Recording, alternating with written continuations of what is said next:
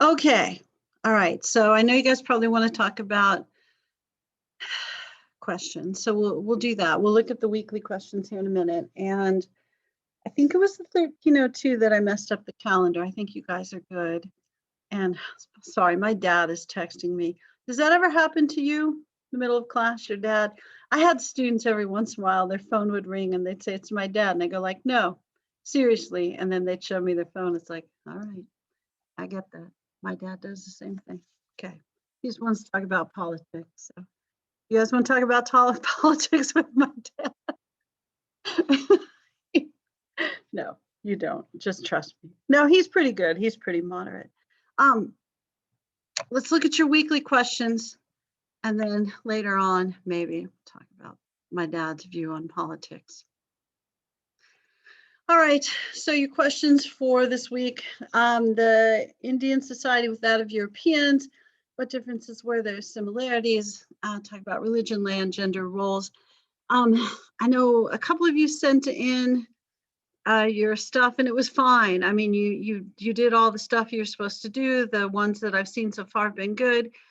One of the things that I would think about as you're answering a history question, especially on stuff, I don't know how to say, let me think how I want to say this, because all the answers I saw were good, but they all had kind of a similar issue, which isn't really an issue. It's just a stylistic sort of thing. So when people were answering these questions, they were saying like stuff like, well, the Native Americans used the land better than the Europeans did. The Europeans wasted stuff. The Native American and didn't conserve and overuse things. I think it's better. You can do that as long as you describe what they did. But I think it's better for you just to stick with describing stuff. So I would just say, Native Americans thought that you should be at one with the land and use it, but not overuse it, and live off what the land provides rather than cultivate agriculture, that sort of thing. Whereas Europeans, especially farming versions of Europeans, thought that you should plow and till as much land as possible. And if you didn't use all the land, that you were wasting it. So they saw that as wasting God's creation, that sort of thing. You can tell me if you think one is better than the other, as long as you describe what they are. But don't forget to describe what they are. Don't just say like, they overused it, but they conserved it. Be sure and describe. And same with the, let's see, it was the gender role thing. In most of the answers, I haven't read very many, just 2 or 3, but most of the answers I've read so far, stuff like they mistreated the women while they let the women have more freedom. That's okay as long as you describe what the women did. And also I would suggest to you, especially in case your moms ever read your work, that I don't want you getting in trouble with your moms. The ones I've read also have said like, the women weren't allowed to do any work. They just stayed home and took care of the kids. Do you know how upset your mom's going to be if she sees that? Because especially if your mom stayed home and took care of the kids, dang, it's a lot of work. I don't know if you guys have ever done any babysitting. It's a frightening thing. I'm just saying. So it's not so much that the women weren't working. They weren't working outside the home.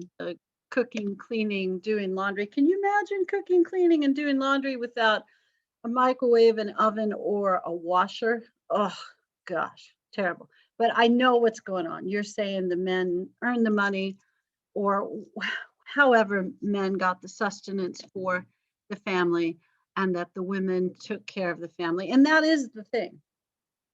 And part of the reason that natives and Europeans saw how women were treated as different when they observed each other is that the women sometimes in the tribes took care of the agriculture. And because agriculture was the main source of funding, money and food, that sort of thing for Europeans, they thought that the men didn't do anything.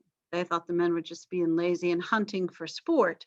And in some of those native cultures, the hunting was the most important part of the food source.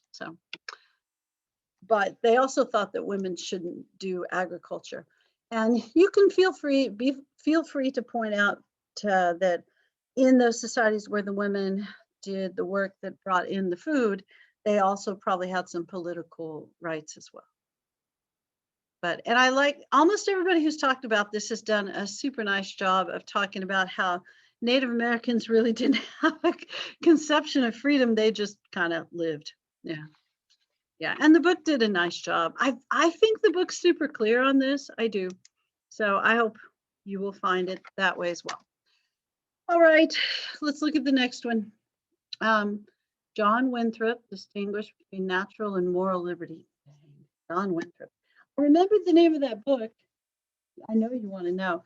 It was called The Puritan Dilemma. You could read that for your book review. Don't do it. I'm just telling you, you won't like it. But if you ever want to know how Puritans think about stuff, it'll give you a headache, but that's the book, Puritan Dilemma, where they try to hit the middle all the time and they don't want to love people too much, but they don't want to love them not enough.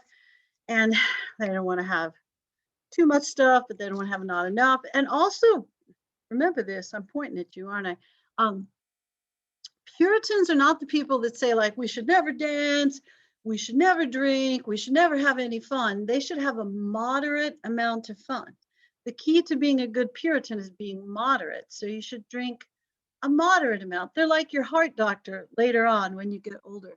And your doctor says, it'd be good for your heart if you had a glass of red wine every once in a while. Not you if you're under 21, but you know what I'm saying. You know what I'm saying. So, so the Puritans are a little more like your heart doctor. Have some wine, but don't get drunk. I don't know. Maybe they're like, I don't know what kind of, maybe they're, I don't know. I don't want to make an analogy at all because it'll offend someone. But I was going to say maybe they're more like Catholics than Baptists. But I had a friend who was a Catholic or a Baptist and then converted to Catholicism. And he said the difference between, I always thought it was funny, the difference between Baptists and Catholics is that Baptists put the beer bottles in their neighbor's trash and Catholics put it in their own. I don't know if that's true or not, because Baptists aren't supposed to drink. That's why the joke is, yeah, you're going like, that's not even funny. All right. I know. You're not answering the question about moral liberty. All right. Natural and moral liberty. So let me find the right chapter because I'm looking. All right. So natural and moral liberty. I feel like it's toward the end, but I don't know why I think that. That little box where it talks about, no, it's probably in the middle. Here we go. All right.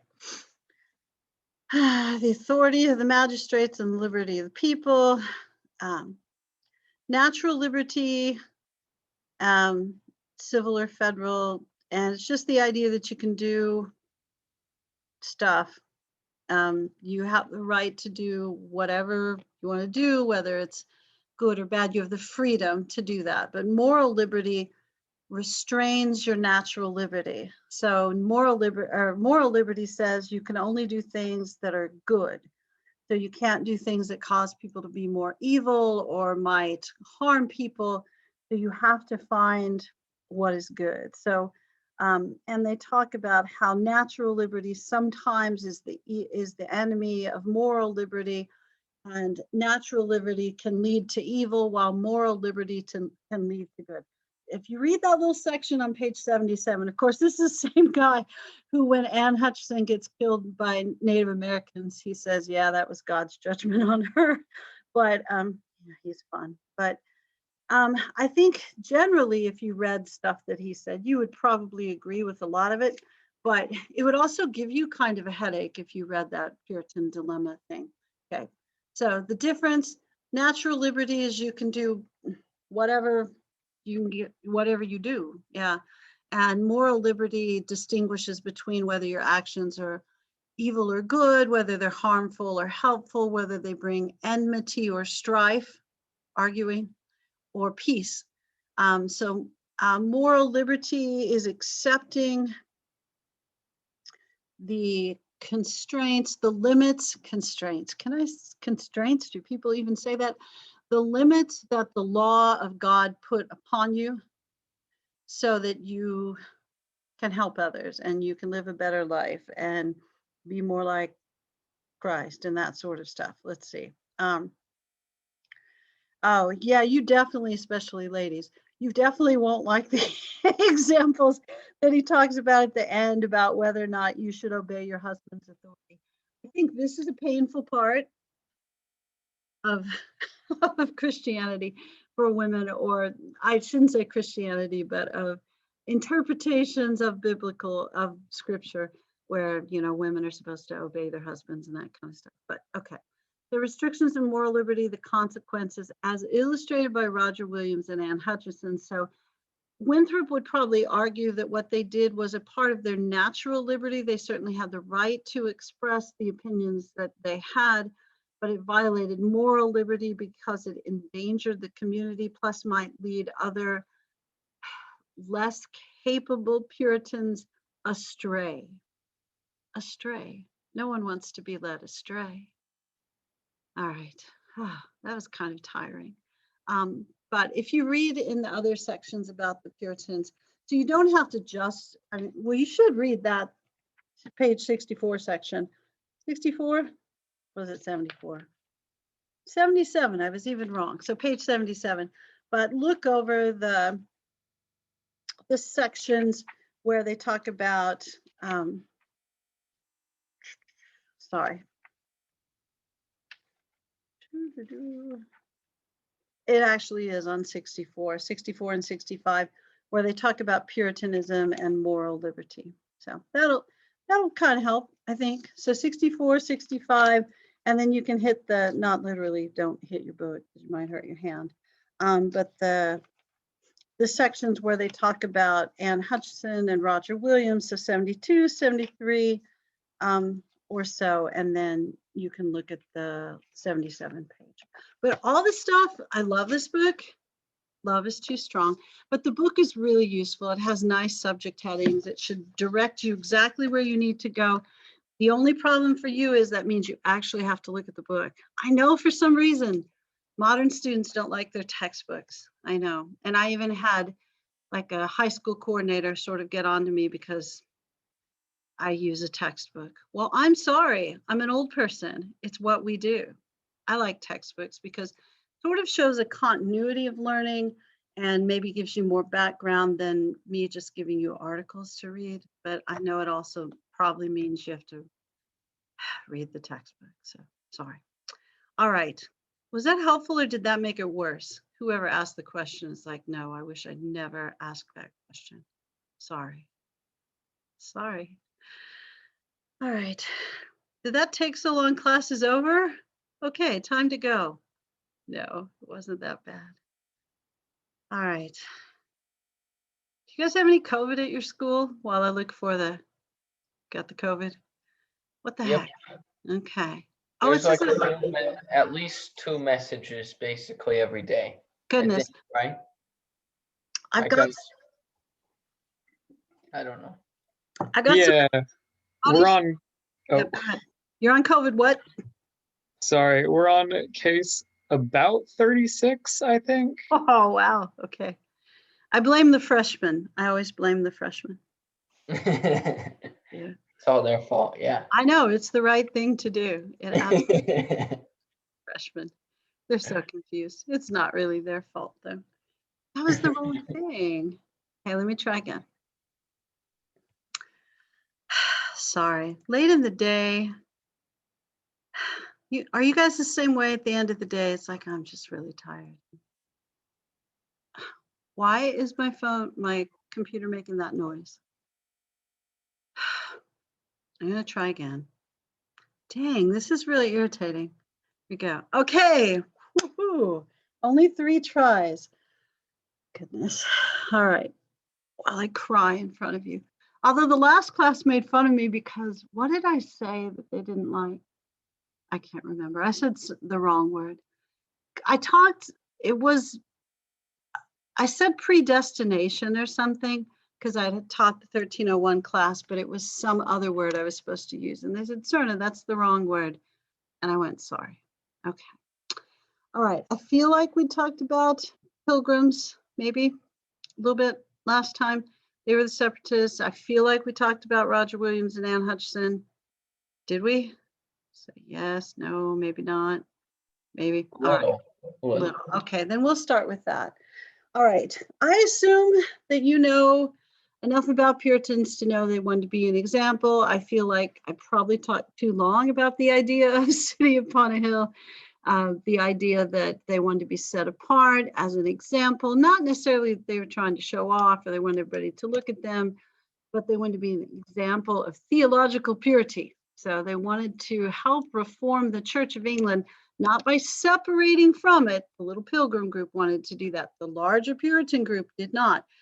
They wanted to purify the Church of England, hence Puritans. See what I'm saying? And they wanted to do that by to get them to stop relying on ceremony and like stained glass windows and statues and things like that, and to get them to focus more, so I'm going to sneeze at you, on the Word of God, which is how God talks to you through the Bible. Not hopefully not out loud, but you never know. That would be kind of cool if he did. Like he said, hey, students, go read your history book. That's exactly what God would say to you if he spoke to you out loud. I'm sure of it. Remember, too, that the Puritans believed in predestination, which made them nervous because they never knew for sure if they're going to heaven or hell. And they were always looking for a sign. Somehow God would give them a sign that they were on the right track. Their assumption is going to be, of course, they're going to the correct church, which is the Puritan church. So therefore, they must be saved, has to be true, but they never knew for sure. So that was a nervous group of people, which is also why they occasionally killed some witches. Not very often, but how often do you need to do that to make history? Apparently once is really all you need. All right. I might have mentioned to you last time that Roger Williams got kicked out of the Puritan colony, Massachusetts Bay, as did Anne Hutchinson. And we'll kind of briefly mention why, in case I mentioned for a long time why last time. Roger Williams, usually when historians talk about him, they like to talk about his cool beliefs. He had some cool beliefs, kind of not of his time period, like you shouldn't steal land from Native Americans. And if they want to give you their land, that's cool, but you need to pay for it. If they don't want to leave, you should let them stay. He also thought that women should have some legal and property rights. That's pretty cool for the time period. So usually when historians talk about him, they talk about those beliefs because they're kind of modern and egalitarian. Can I say egalitarian to you? History professors love that word. It just means that you're treating everybody as though they're equal. Egalitarian. Yeah, it's a very nice word. But Roger Williams also had some just quirky beliefs. Like sometimes he'd go to church and he would say, you know what? None of you are really saved. You're all going to hell. And that would be annoying to people. Or none of you should have communion because God doesn't want to commune with you. And people go like, what the heck is that? Or he would say, the only people here who are truly saved are the ministers. And then everybody in the congregation go like, what is that? And then sometimes he would say, the only people who are truly saved are the people in the congregation. The ministers are all going to hell. It's like, Roger, you're driving us crazy. But he had a pretty big following because he's a fairly charismatic dude. And the Puritan leaders said, you know what, you just have to go. So he said, that's fine. God will lead me where he wants me to go.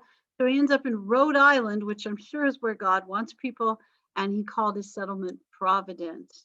And he called it Providence because in that era, when you see Providence with the big P, that would be the capital P. That means God. So anytime, like if you look at old US documents and they talk about providence, they're not talking fate there. They're not talking luck. They're talking big G God. That's what they're talking about right there. Okay.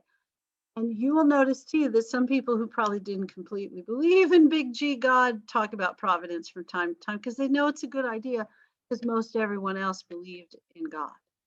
I'm talking Thomas Jefferson there. Jefferson, he's kind of a rogue for his era. The rest of them they believed in God in some way. And I'm not saying that Jefferson didn't. Jefferson's just like, I'm not sure. And he read crazy things like the Quran. Can you imagine? Crazy. Jefferson, what were you thinking? All right. It wasn't very, for his time period, it was really unusual and frowned upon, that kind of unusual. All right, so Roger Williams got some cool beliefs, got some out there beliefs. He just got annoying to the Puritan leadership. He said, you got to go. He said, that's okay. God will take care of me. And then he goes to Rhode Island. And Hutchinson, she had the meeting at her house after the sermons on Sunday where she would critique the theology of the preacher. That didn't always go over well. Okay, that never went over well. She studied theology pretty intently. She's a married woman, got a little group of kids. I forget what her husband did for a living, but I guess we don't care because no one ever talks about him. But she also liked theology quite a bit, was a very intelligent woman, read quite a bit. And when she critiqued the theology of the ministers, she was usually correct, which I think also was irritating. And they asked her to stop, and she said, no, I think God wants me to do this. And then they ask her, you know, why do you think God wants you to do that, plus the other weird things that you do? And she said, well, Moses and Isaiah and Jesus told me one day. And then they went, what? And they had, oh gosh, I got so excited I can't talk. Oh my goodness. They said, you know, that's just not cool because God does not talk directly to people. And if he did, it wouldn't be you because you're a crazy woman, but he doesn't. He talks to people through the Bible. Are you sure you saw a direct vision of God? And they went, yeah, we had a meeting. And they said, that is blasphemy. You have to go. And so they kicked her out. Now she was pregnant when they kicked her out. So they said, hey, you can wait, have the baby, and then we'll kick you out. And she goes, okay. So she had the baby, and then she and her family got kicked out. They went to somewhere near Providence, Rhode Island. But then some Native Americans came and killed them. Oops.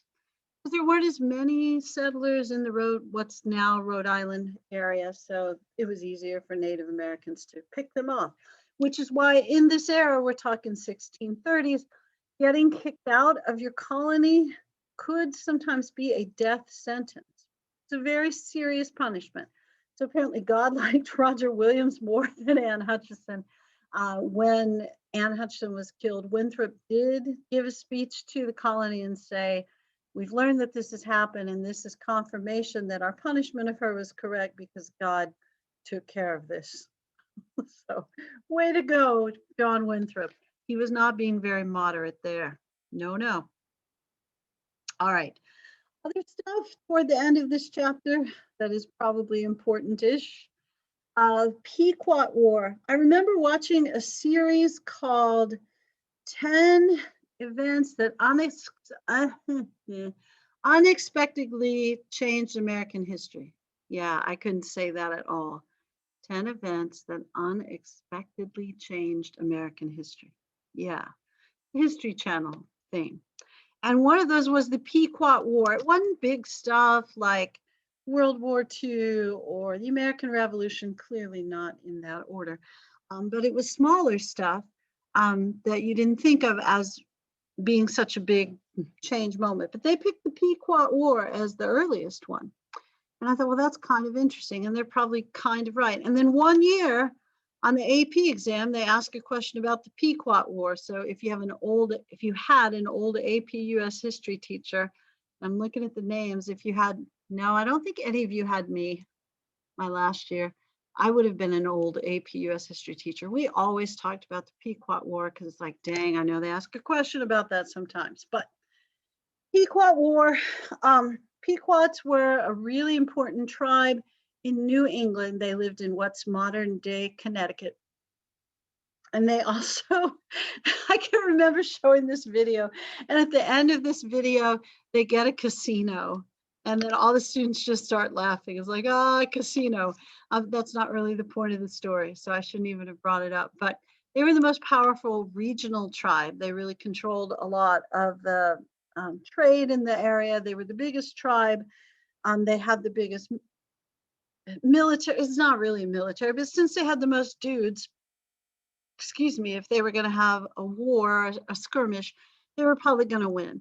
So Pequot, very prominent tribe. They were a little irritating to the other tribes.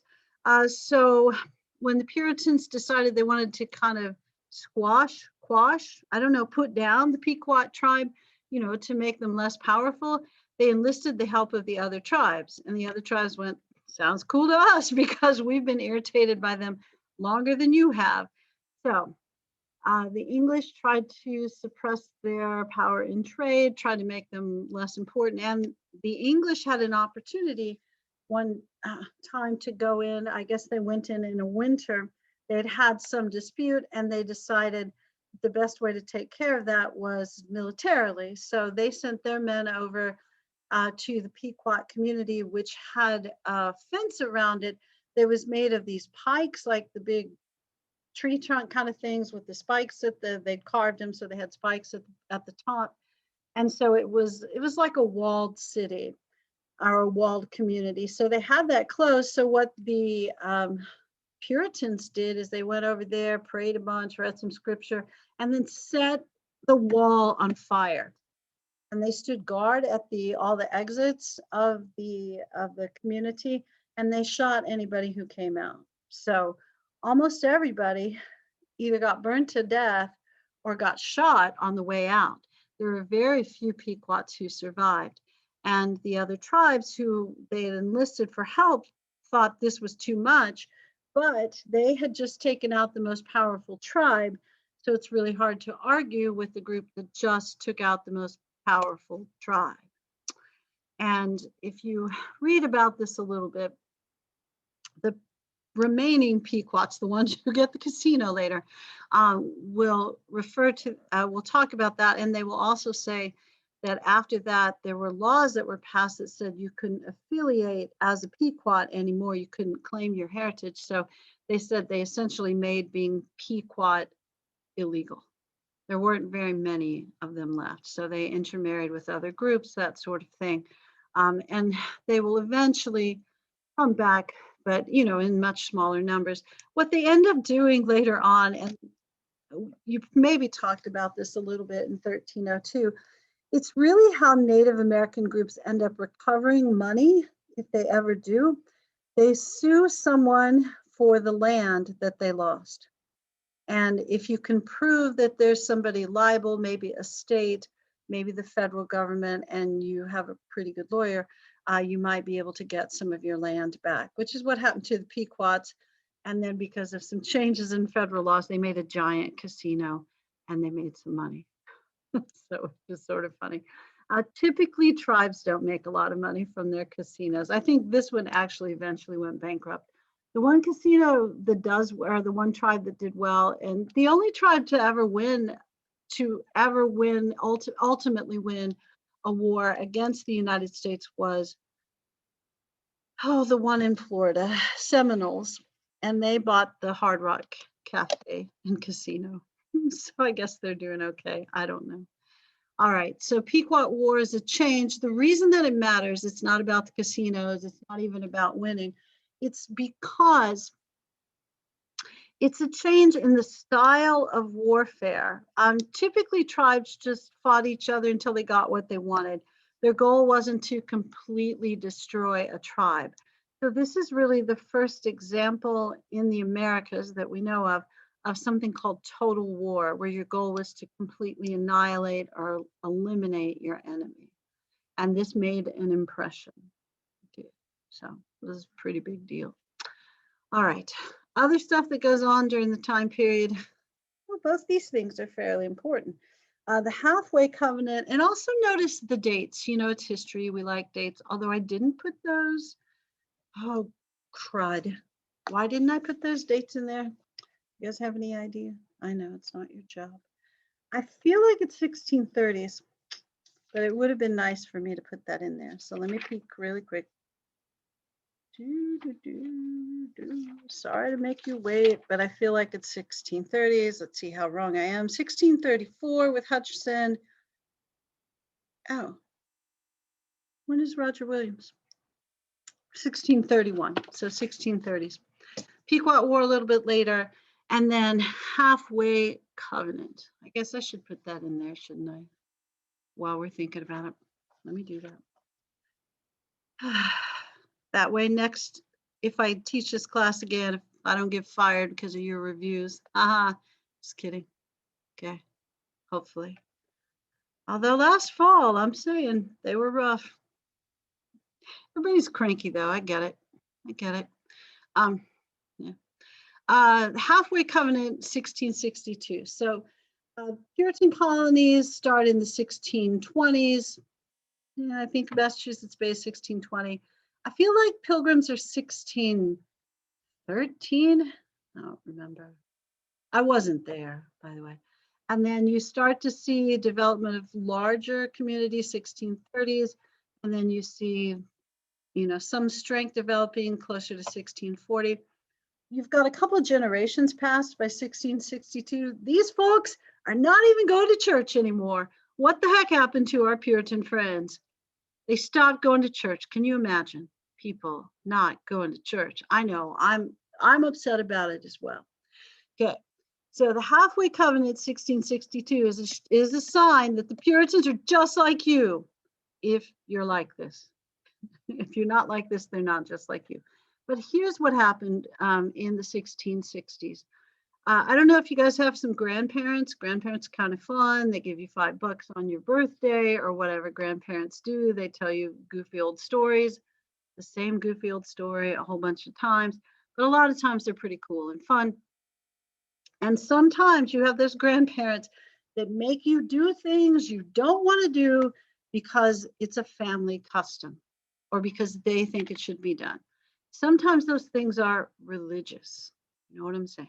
So sometimes because grandma and grandpa go to church, when you go to visit them, even if you don't go to church, you go to church with them because that's what you're supposed to do. Okay. And sometimes maybe your parents don't go to church, but especially if you are from a liturgical church, you're Catholic or the type of Protestant church where you have the same order of ceremony all the time, and you have sacraments as well, where you get baptized and confirmed and first communion and all that kind of stuff. Even if you don't regularly attend those churches, a lot of times you're getting those sacraments anyway, because that's what your family does, and it's part of your cultural heritage as well as your religious heritage, so you do that. Here's my modern day example. Are you ready? It's like, no, please don't give us examples that don't matter. It matters. We like that.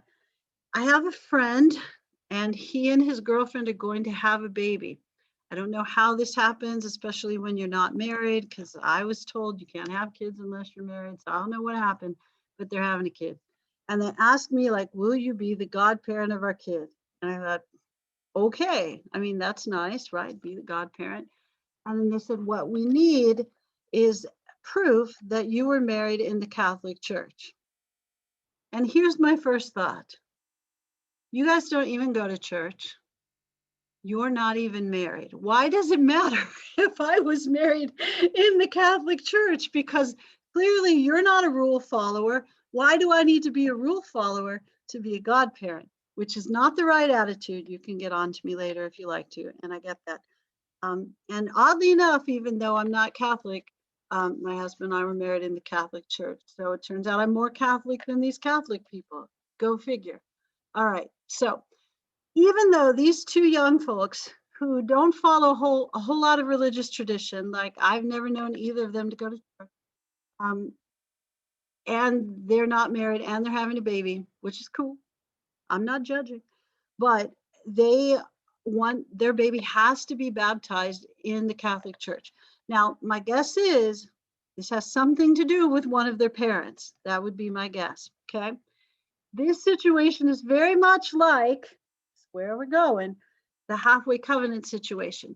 In the 1660s, Massachusetts Bay had become a very prosperous colony. People are just making money. They're not going to church. I'm not saying they're a bunch of heathens. They're being crazy. And I wasn't saying that about these two people either. They're very nice people. They're not nutty. They're not committing crimes, anything like that. It's just the thing anymore. And church is not the thing that controls the government or controls your behavior. It's become more secular because it's become bigger and more successful and that sort of stuff. So people aren't worried that God's going to not let them live or they're going to be a bad example. They're not trying to purify the Church of England anymore. Now they're going like, hey, this is a good place to live. Most of us have land. It's like moving to Austin.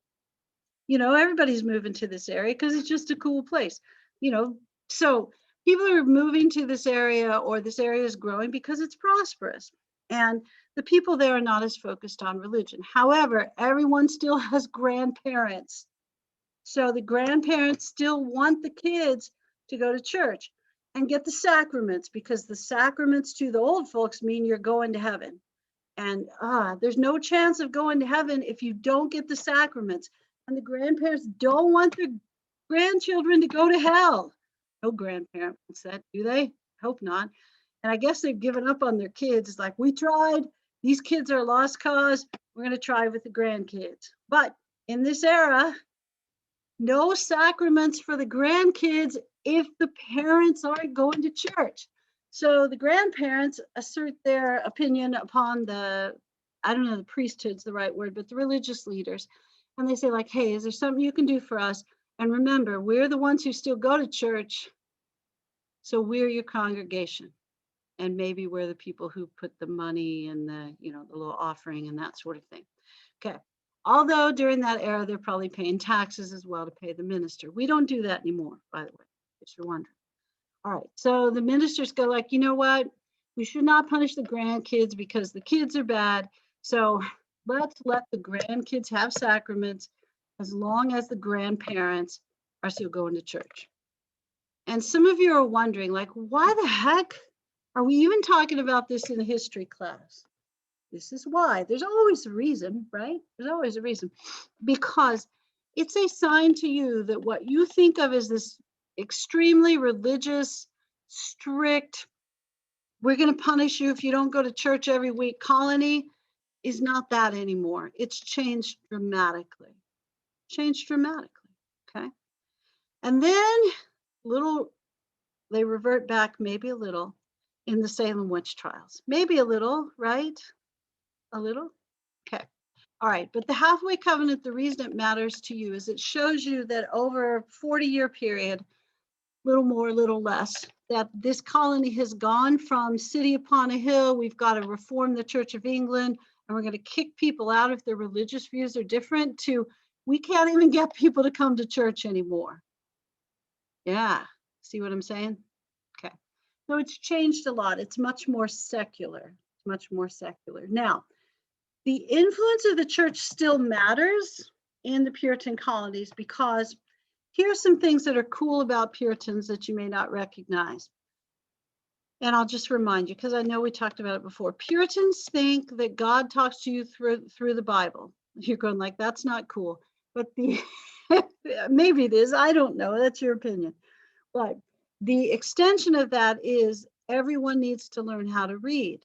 So they will be the first colony that has public school. So everyone gets educated, male or female, rich or poor, landowning, not landowning, everyone gets educated.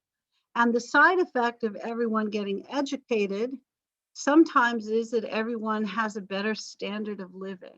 And that's the other thing you'll notice in the Puritan colonies, is the standard of living there is much more even.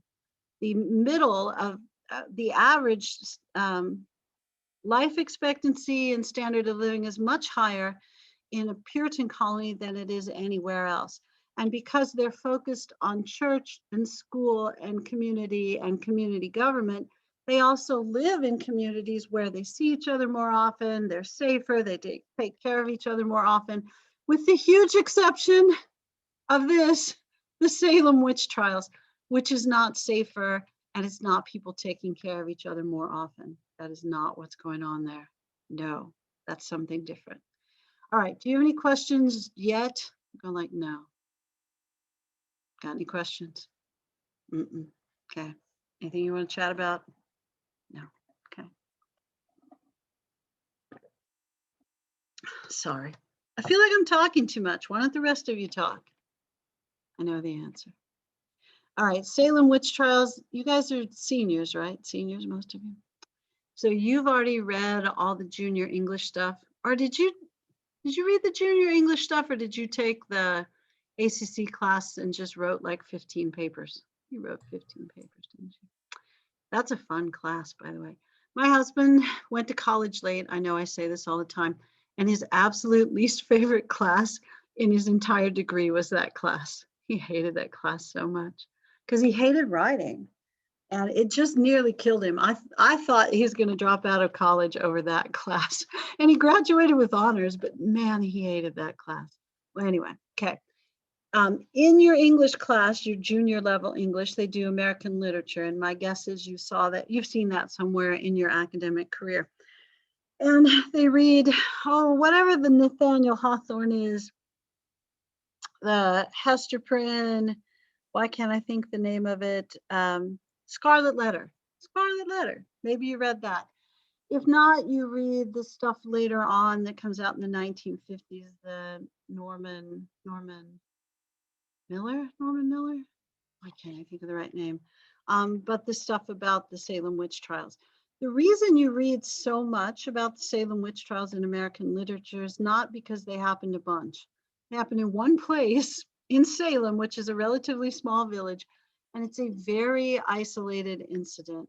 As a matter of fact, just to remind you that the United States is not a terrible place all the time. Occasionally it is, I know, we have our moments, but this witch killing thing, much more of a problem in Europe, much more of a problem in Europe. And I don't know if you talked about that in world history, because they have to talk about everything in world history. So if you missed it, I'm not blaming your history, your 10th grade history teacher. It's just they got too much to talk about. But the witch killing thing, that was huge in England and France, especially during this time period. And we just have a teeny tiny bit of it here. Not saying that it's okay. And I think in our popular memory, this is an era that lasted like 15 years and we killed thousands of people. What actually happened was about a year from summer to summer and 19 people. And again, I'm not saying killing 19 people is okay, especially in a village. That probably seemed like quite a bit. But this is a weird thing, an aberration, as I say in the notes, an unusual occurrence, because Puritan colony, as a rule, was better educated than everybody else. These are also the folks that when they came out with kind of an early version of a smallpox vaccination, instead of saying like, no, we're not taking that, we don't know what's in it, that could kill us, they went, no, we got to try this out. And their minister said, yeah, we got to try this out. We love science. So usually Puritans were, a little more accepting of stuff. This little group, though, I don't know what was up with them. And there's a ton of stuff written about these guys. So people theorize all kinds of stuff, from the water was polluted to it was an economic dispute between the poor and the rich side of the village, or some weird, funky disease got in the grain and they all got brain infections. I've read all kinds of weird stuff about this.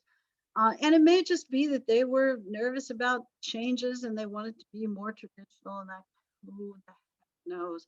And the truth is, it could be all of these things, except the brain infection part. That one I thought, well, that just seems pretty weird. I don't know, brain infection for everyone, and they all start acting the same way. Could be, but probably not. But something happens in Salem and they start distrusting people within their community. You've probably also read that there was a West African slave servant woman named Tituba who watched a family's kids, and then the kids get in trouble and they blame her because, you can blame the hired help or the West African woman, however you want to look at it. And so then they go, oh, she has led them astray and she's ruined their spirituality. So then they start investigating.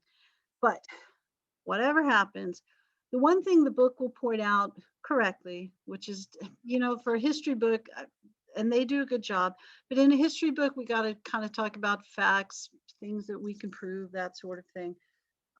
The people who got put on trial for being witches, primarily women, I think there were a handful of men, usually didn't fit in the society well. They either didn't have a family or they'd outlived their family. Sometimes they were women who weren't as submissive as perhaps the community wanted them to be. They might have been people who lived by themselves but had money, but they were unusual. Their family situation was unusual, and they didn't really fit in with the rest of society. So they had a cultural difference. They had some economic difference. They had some political difference, and they didn't fit in, which is why people thought their behavior was peculiar and perhaps they were possessed. And they did allow people to give something called spectral evidence. And spectral evidence, we should bring this back. Can you imagine how fun the impeachment would be if we had spectral evidence? Spectral evidence is where you have a dream, and in your dream, you see that, I don't know, maybe you see that John Sloan is a witch or a warlock. So you have a dream that John Sloan is a witch. And then you go to the superintendent, you say like, hey, superintendent, whatever his name is that I can't remember right now. I had a dream that John Sloan is a witch. And then and he says, you've got to present this to the school board. And you present it to the school board, and the school board goes, John Sloan is a witch. Then we got to throw him in the water and see if he floats or sinks. So they take your dream evidence as real, spectral evidence, because you had a specter or a vision in your dream. And they accepted that as real. That would be fun in the impeachment, don't you think? I had this dream about Donald Trump. I think that'd be cool. Or if teachers and students could do that toward each other in high school, yeah. That would be better than that anonymous alert system. You know what I'm saying? Although that's a lot like spectral evidence either. I should tell you a story. But when they stopped accepting spectral evidence is when somebody had a dream that the mayor's wife was a witch. And then they said, we're done with that spectral evidence stuff. So if we're ever in a situation like this, you know, maybe like those stock guys that hijacked the stock, which was kind of cool. If you can use the bad technique that people are using against you, against them, it may stop the bad situation. So Salem witch trials, people who got into trouble, got accused of being witches, and then eventually 19 people were put to death and hundreds more were accused. Usually were people that didn't fit in the social structure. They didn't take any sort of traditional evidence. And here's another thing to think about. The other Puritan communities around them told them, you guys are stupid. You need to cut this out. You're making the rest of us look bad. And the more educated Puritans from Boston, you know, wrote to them, came and visited them and said, you guys are doing this wrong. You've got to stop it. And they said, you know what? We make the rules here. You don't. And that was a true thing about Puritan society and Puritan churches as well. Now, this is a civil trial, which shows you that their combination of church and state had really was a little too close, because none of the other Puritan communities were doing stuff like this. But the more educated Puritans told them, this is wrong, this looks stupid, you need to cut it out. And they said, you know what, you don't make the rules for us, we make these decisions. And they did. So they go down in history as, you know, being one of the nastiest things that ever happened during the colonial period, because they got to make their own rules. So there they are. And the reason this shows up in your literature books a lot, Nathaniel Hawthorne writes during the Transcendental period, and you know English teachers love Transcendentalists because they're like spiritual and people become one with nature and all that poetry, and the writing is just beautiful. And then there are a couple of exceptions in the Transcendental period. One of them is like Drunk and High, that's Edgar Allan Poe. And the other one is Nathaniel Hawthorne, he's just angry. So he writes about Puritans, and Edgar Allan Poe writes about, I don't know, things that are hiding in your floorboards, while everybody else is writing transcendental literature. So it's Nathaniel Hawthorne saying, you know, not everything is sweetness and light. There's a whole lot of corruption going on, and people in charge, especially religious people, sometimes are in charge of corruption. And then you see more writing about the Salem witch trials during, what is that guy's name? McCarthy. During the McCarthy era, where people are getting their careers ruined and getting put in jail for being communist or being accused of being communist. And you couldn't directly complain about that because then you were also clearly a communist. So instead, people started writing about the Salem witch trials. So you see plays and things written in the 50s about the Salem witch trials because they're trying to complain about McCarthy, but they don't want to do it directly. And I think because of those things, everyone knows about the Salem witch trials and thinks that it's a much bigger phenomenon than it really was. But, you know, the things historically important about the Puritans are, you know, that level of education that's common for men and women, the economic opportunities that are available in that community. I'm not saying the Salem witch trials don't matter, they do, but probably the stuff the Puritans would like for you to remember, you don't remember. So there you go. Sort of like Bill Clinton, the things he'd like for you to remember about his presidency, you also don't remember. Yeah, Bill Clinton and Puritans, those two don't always go together, do they? No. All right, so before we go, let me double check the roll. Goodness, I'm glad I recorded the lecture today. It was stellar, I'm pretty sure. Yeah. Let me go ahead and stop it.